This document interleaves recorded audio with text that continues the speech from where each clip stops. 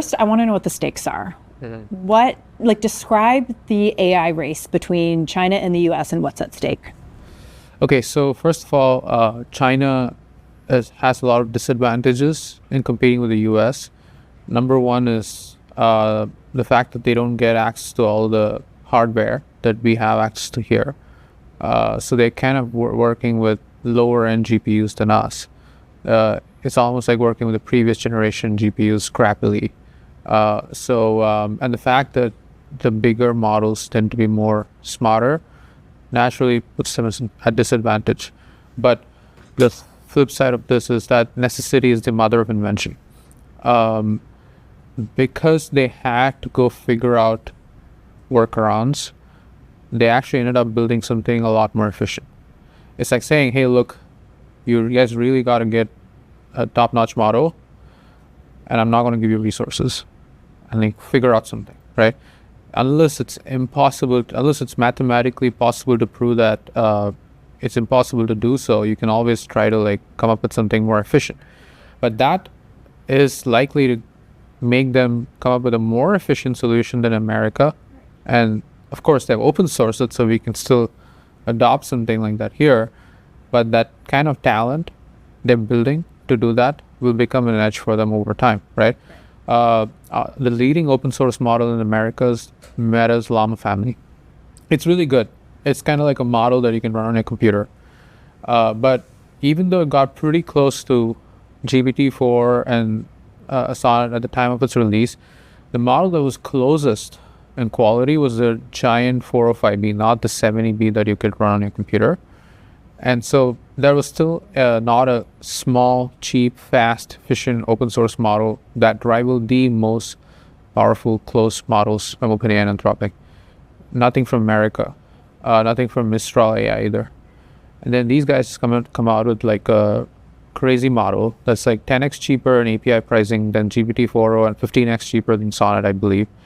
Really fast, 60 tokens per second, and pretty much equal or better in some benchmarks and worse in some others, but roughly in that ballpark of 4O's quality. And they did it all with approximately just 2048 H800 GPUs, which is actually equivalent to somewhere around 1500 or 1500 H100 GPUs. That's 20 to 30x lower than the amount of GPUs that GPT-4 is usually trained on. They roughly $5 million in total compute budget. They did it with so little money and such an amazing model, gave it away for free, wrote a technical paper, and definitely it makes us all question if we have the equivalent of Doge for model training, this is an example of that, right? Right. Yeah. Efficiency. Yeah. Is what you're getting at. So fraction of the price, Yeah. fraction of the time, Yeah. dumbed down GPUs essentially. Yeah. What was your surprise when you understood what they had done? So my surprise was that when I actually went through the technical paper, the amount of clever solutions they came up with, first of all, they train a mixture of experts model. It's not that easy to train. There's a lot of the main reason people find it difficult to catch up with OpenAI, especially in the MOE architecture, is that there's a lot of irregular loss spikes. The numerics are not stable. So often you got to restart the training checkpoint again, and a lot of infrastructure needs to be built for that. And they came up with very clever solutions to balance that without adding additional hacks. And they also figured out floating point 8-bit training, at least for some of the numerics. And they cleverly figured out which has to be in higher precision, which has to be in lower precision. To my knowledge, I think floating point 8 training is not that well understood. I think most of the training in America is still running in FP16, maybe OpenAI, and some people are trying to explore that, but it's pretty difficult to get it right. So because necessity is a mother of invention, because they don't have that much memory, that many GPUs, they figured out a lot of numerical stability stuff that makes their training work. And they claimed in the paper that for majority of the training was stable, which means what? They can always rerun those training runs again and on more data or better data. And then it only trained for 60 days. So it's pretty amazing. Safe to say you were surprised. So I was definitely usually the wisdom, or like I wouldn't say wisdom, the myth is that Chinese are just good at copying. So if we stop writing research papers in America, if we stop describing the details of our infrastructure or architecture, and stop open sourcing, they're not going to be able to catch up. But the reality is some of the details in DeepSeek v3 are so good that I wouldn't be surprised if Meta took a look at it and incorporated some of that in Tried to Llama copy 4. them. Right? I wouldn't necessarily say copy. It's all like, sharing science, engineering. But the point is like, it's changing. Like, it's not like China is copycat. They're also innovating.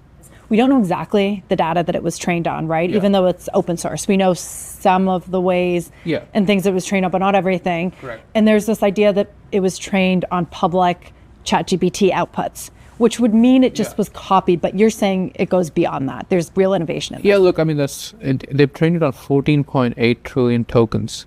The internet has so much ChatGPT. If you actually go to any LinkedIn post or X post now, most of the comments are written by AI. You can just see it.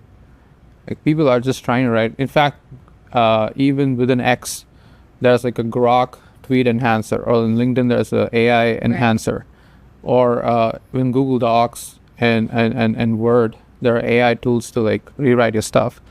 So if you do something there and copy paste it somewhere on the internet, it's naturally going to have some elements of a ChatGPT like training, right?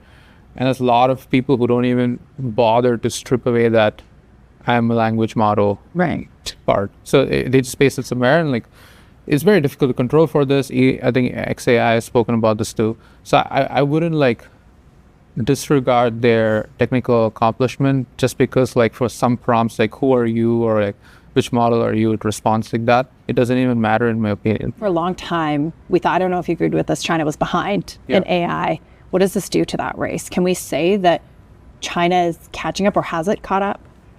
I mean, like, if we say that Meta is catching up to OpenAI and Anthropic, if you make that claim, then the same claim can be made for China catching up to America. A lot of papers from China that have tried to replicate O1. In fact, I saw more papers from China after O1 announcement that tried to replicate it than from America. Like, and the amount of compute DeepSeek has access to is roughly similar to what PhD students in the US have access to. By the way, this is not meant to like criticize others. Like, even for ourselves, like, for Perplexity, we decided not to train models because we thought it's like a very expensive thing. And we thought like there's no way to catch up with the rest. But will you incorporate DeepSeek into Perplexity? We already are beginning to use it. I think they have an API, and we're also, they have open source away, so we can host it ourselves too. And it's good to like try to start using that, because it actually allows us to do a lot of the things at lower cost. But what I'm kind of thinking is beyond that, which is like, okay, if these guys actually could train such a great model with this, good team, like, and there's no excuse anymore for companies in the US, including ourselves, to like not try to do something like that. You hear a lot in public from a lot of, thought leaders in generative AI, both on the research side, on the entrepreneurial side, like Elon Musk and others, say that China can't catch up. Like, the stakes are too big, the geopolitical stakes. Whoever dominates AI is going to kind of dominate the economy, dominate the world. It's been talked about in those massive terms. Are you worried about what China proved it was able to do? Firstly, I don't know if Elon ever said China can't catch up. I'm not aware. Just the threat of China. He's only identified the threat of letting China. And, Sam Altman has said similar things. We can't let China win the AI race. It's all, I think you got to decouple what someone like Sam says to like what is in his self-interest, right? Look, I think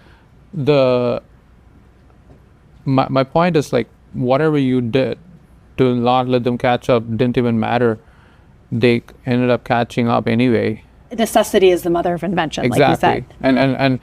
And it's actually, what's more dangerous than trying to do all the things to like not let them catch up and like, all the stuff is, what's more dangerous is they have the best open source model and all the American developers are building on that. Right. That's more dangerous because then they get to own the mind share, the ecosystem. If the entire American AI ecosystem, look, in general, it's known that once open source is caught up or improved over closed source software, all developers migrate to that. It's historically known, right? When Llama was being built and becoming more widely used, there was this question, should we trust Zuckerberg? But now the question is, should we trust China? That's a very You should trust different... open source. That's the, like, it's not about who, is it Zuckerberg or is it... Does it matter then if it's Chinese, if it's open source? It doesn't matter in the sense that you still have full control. It's you run it as your own set of weights on your own computer. You are in charge of the model, but it's not a great look for our own talent to rely on software built by others. Even if it's open source, there's always a point where open source can stop being open source too, right? So the licenses are very favorable today, but you could close it. Exactly. If over time, they can always change the license. So it's important that we actually have people here in America building, and that's why Meta is so important. I still think Meta will build a better model than DeepSeek v3 and open source it, and what they'll call it Llama 4 or 3 point something. Doesn't matter. But I think what is more key is that we don't try to focus all our energy on banning them and stopping them, instead just try to outcompete and win them. That's just the American way of doing things. Just be better. And it feels like there's, we hear a lot more about these Chinese companies who are developing in a similar way, a lot more efficiently, a lot more cost effectively, right? Yeah. Again, look, it's hard to fake scarcity, right? If you raise 10 billion and you're decided to spend 80% of it on a compute cluster, it's hard for you to come up with the exact same solution that someone with 5 million would do. And there's no point, no need to sort of berate those who are putting more money on. They're trying to do it as fast as they can. When we say open source, there's so many different versions. Some people criticize Meta for not publishing everything. And even DeepSeek itself isn't totally transparent. Sure. Yeah, you can go to the limits of open source and say, I should exactly be able to replicate your training run. But first of all, how many people even have the resources to do that? And compare, I think the amount of detail they've shared in the technical report, actually Meta did that too, by the way. Meta's Llama 3.3 technical report is incredibly detailed and very great for science. So the amount of details these people are sharing is already a lot more than what the other companies are doing right now. When you think about how much it costs DeepSeek to do this, less than $6 million, think about what OpenAI has spent to develop GPT models. What does that mean for the closed source model, ecosystem trajectory, momentum? What does it mean for OpenAI?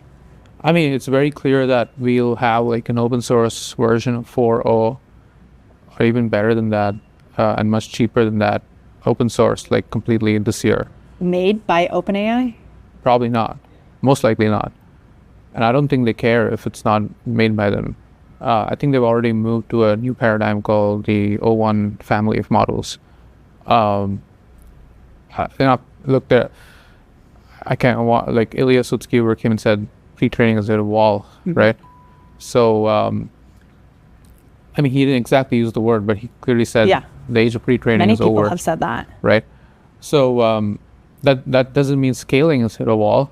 I think we're scaling on different dimensions now. The amount of time model spends thinking at test time, reinforcement learning, trying to make the model, okay, if it doesn't know what to do for a new prompt, it'll go and reason and collect data and interact with the world, use a bunch of tools. I think that's where things are headed. And I feel like OpenAI is more focused on that right now. Yeah. Instead of just the bigger, better model, correct, reasoning capacities. But didn't you say that DeepSeek is likely to turn their attention to reasoning? 100%. I think they will. And that's why I'm pretty excited about what they'll produce next. I guess then my question is sort of, what's OpenAI's moat now? Well, I still think that no one else has produced a system similar to the O1 yet, exactly. I know that there's debates about whether O1 is actually worth it. On maybe a few prompts it's really better, but most of the times it's not producing any differentiated output from Sonnet. But at least the results they showed in O3, where they had like competitive coding performance and almost like an AI software engineer level. Isn't it just a matter of time though before the internet is filled with reasoning data that DeepSeek? Again, it's possible. Nobody knows yet. So until it's done, it's still uncertain, right? Right. So maybe that uncertainty is their mode, that like no one else has the same reasoning capability yet. But by end of this year, will there be multiple players even in the reasoning arena? I absolutely think so.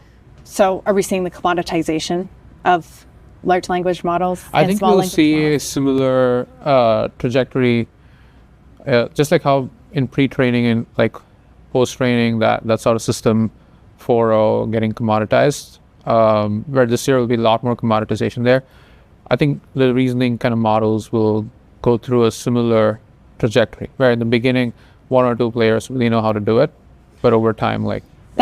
And who knows, right? Because OpenAI could make another advancement to focus on. But right now, reasoning is their mode. But by the way, if advancements keep happening again and again and again, like I think the meaning of the word advancement also loses some of its value, right? Totally. Even now, it's very difficult, right? Because there's pre-training advancements. And then we've moved into a different phase. So what is guaranteed to happen is whatever models exist today, that level of reasoning, that level of multimodal capability in like 5 to 10x cheaper models, open source, all that's going to happen. It's just a matter of time.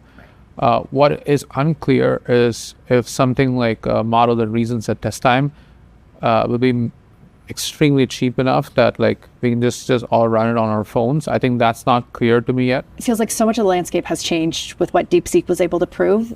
Could you call it China's ChatGPT moment? Possible. I mean, I think it certainly probably gave them a lot of confidence that like, we're not really behind, and no matter what you do to restrict our compute, like we can always figure out some workarounds. And I'm sure the team feels pumped about the results. How does this change like the investment landscape?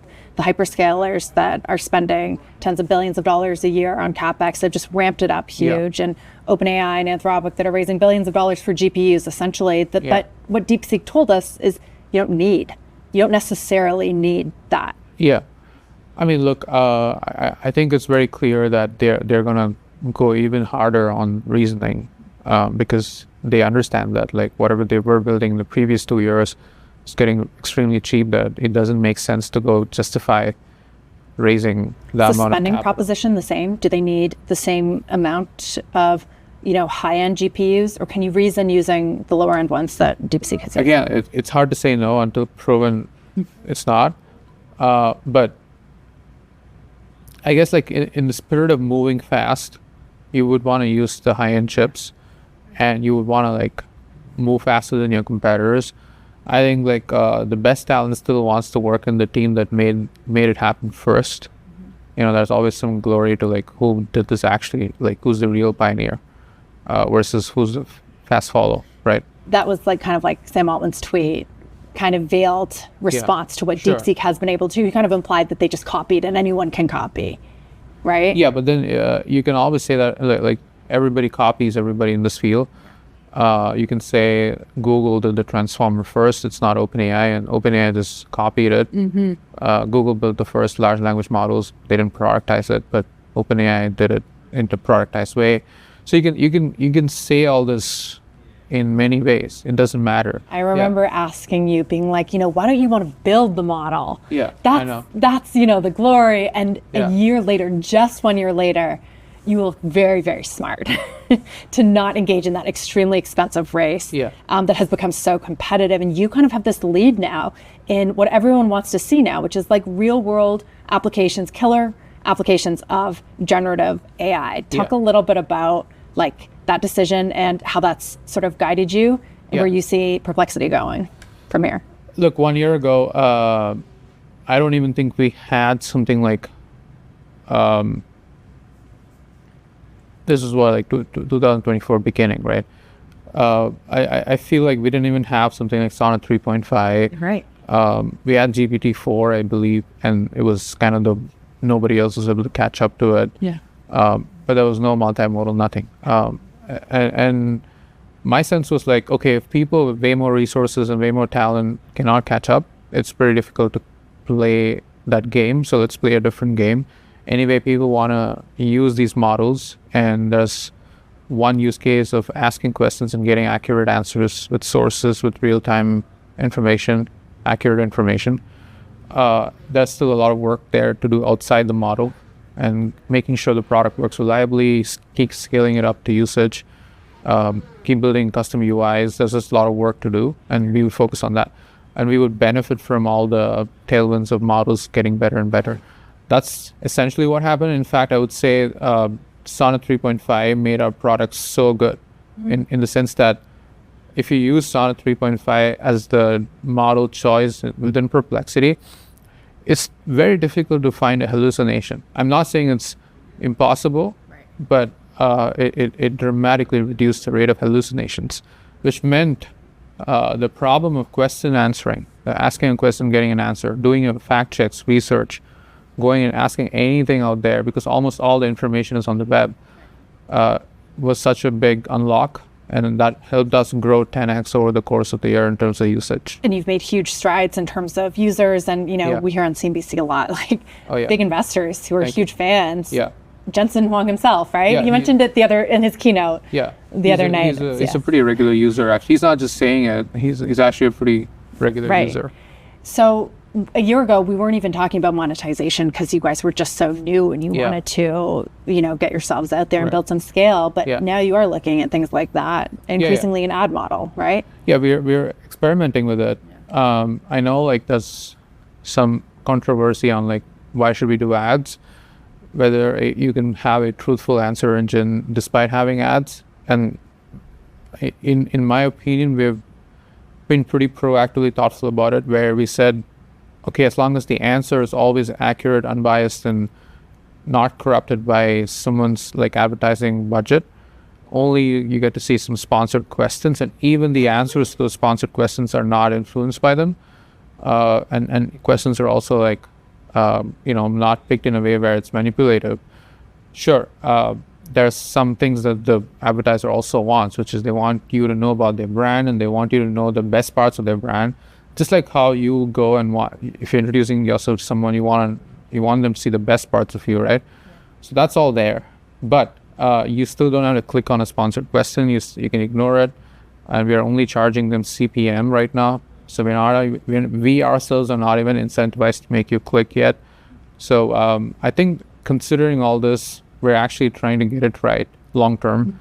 Instead of going the Google way of forcing you to click on links. I remember when people were talking about the commoditization of models a year ago, and you thought, oh, it was controversial, but now it's not controversial. It's kind of that's happening. Yeah. And you keeping your eye on that is smart. By the way, we benefit a lot from model commoditization, except we also need to figure out something to offer to the paid users, like a more sophisticated research agent that can do multi-step reasoning, go and do 15 minutes worth of searching and give you a analysis, an analyst type of answer. All that's going to come, all that's going to stay in the product. Nothing changes there. But there's a ton of questions every free user asks day-to-day basis that needs to be quick, fast answers. It shouldn't be slow. And all that will be free, whether you like it or not. It has to be free. That's what people are used to. And that means figuring out a way to make that free traffic also monetizable. So you're not trying to change user habits, but it's interesting because you are kind of trying to teach new habits to advertisers. They can't have everything that they have in a Google 10 blue links search. What's the response been from them so far? Are they willing to accept some of the trade-offs? Yeah, I mean, that's why they're trying stuff. Intuit is working with us, and then there's many other brands. Dell, all these people are working with us to test, right? They're also excited about look, everyone knows that whether they like it or not, 5 to 10 years from now, most people are going to be asking AIs most of the things, and not on the traditional search engine. Everybody understands that. So everybody wants to be early adopters of the new platforms, new UX, and learn from it and build things together. Not They're not viewing it as like, okay, you guys go figure out everything else and then we'll come later.